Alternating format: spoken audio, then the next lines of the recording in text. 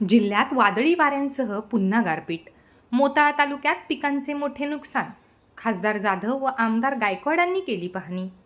जिल्ह्यात आज सलग तिसऱ्या दिवशी वादळी वाऱ्यांसह पाऊस कोसळला असून अनेक ठिकाणी गारपीटही झाली आहे. दुपारी 3 वाजण्याच्या दरम्यान मोताळा तालुक्यात झालेल्या अवकाळी पावसाने मका, हरभरा, ज्वारी, मिरची, भुईमूग, टमाटरसह भाजीपाला व फळबागांचे मोठे नुकसान झाले आहे.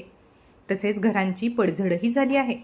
अवकाळी पावसामुळे मोताळा तालुक्यातील कोथळी, तरोडा, परडा, शिरवा, चिंचपूर, अंतरी, वडगाव येथील शेतकरी पुन्हा एकदा संकटात सापडला आहे.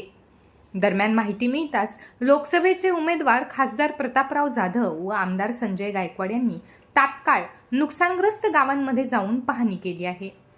दरम्यान आज झालेल्या नुकसानीबाबत प्रशासनाला तात्काळ सर्व्हे करण्याचे आदेश देण्यात आले असून नुकसानीचे प्रस्ताव तात्काळ शासन दरबारी सादर करून शेतकऱ्यांना मदत मिळवून देण्याची आपली भूमिका असल्याचे खासदार जाधव व आमदार संजय गायकवाड यांनी यावेळी सांगितले.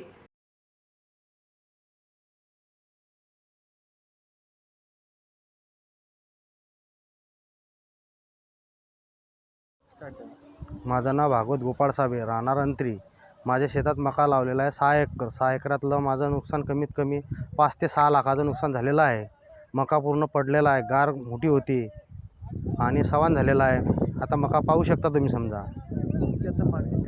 आता मागणी काय, आता शासन दिलं ते आहे, काही ना काही मागणी द्यायला पाहिजे शासनानं.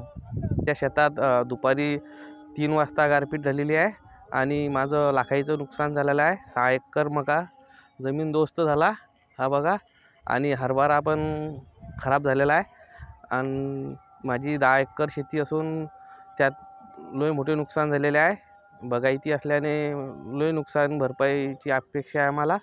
पण ज्वारी होती. अवकाळी पावसाने 4 दिवसापूर्वी पिंपळगादेवी त्या परिसरात देखील असंच तांडव त्या ठिकाणी केला आणि आज तर त्यांनी अकराळ विकराळ स्वरूप धारण करून कमी वेळामध्ये बोरा एवढी गार इतकी जोरात कोसळली की त्याच्यामध्ये कुठलंच पीक, म्हणजे त्यात सोयाबीन, आपलं फळबाग आहे, टमाटे आहेत, मिरची आहे, मका आहे, ज्वारी आहे, केळी आहे, सर्व म्हणजे अगदी ते भुईमुगापासून भाजीपाल्यापासून काहीच शिल्लक ठेवलेलं नाही आहे. अगदी या 7-8 खेड्यामध्ये म्हणजे कोथळीपासून, तरोड्यापासून, परडा, शिरवा, चिंचपूर, अंतरी आणि वडगावपर्यंत सर्व शेतकरी हे आता उद्ध्वस्त झालेले आहेत. ताबडतोबीनं प्रशासनाला पंचनामे करण्याचे आदेश त्या ठिकाणी दिले गेले. ज्या घरांची पडझड झाली असेल त्याचे देखील पंचनामे ताबडतोबी करायला सांगितले आणि जेवढ्या लवकर होईल तेवढ्या लवकर शासनाला या नुकसान भरपाईचे प्रस्ताव पाठवून मी स्वतः गेल्या 3 दिवसापासून आम्ही सर्व आमचे आमदार, आम्ही सगळे प्रचार दौरे रद्द करून या 3 दिवसापासून दररोज दुपारच्या टायमाला मोठं चक्रीवादळासारखं वादळ, पाऊस आणि त्याच्यासोबत गारी आणि जे लोकांच्या शेतकऱ्याच्या हातातोंडाशी आलेलं पीक हे जवळपास 100% या ठिकाणी उद्ध्वस्त झालेलं आहे. आजही आपण या ठिकाणी पाहतो, मका असेल, ज्वारी असेल, भाजीपाल्याची पिकं असतील, फळबागा असतील, यांचं 100% नुकसान झालेलं आहे.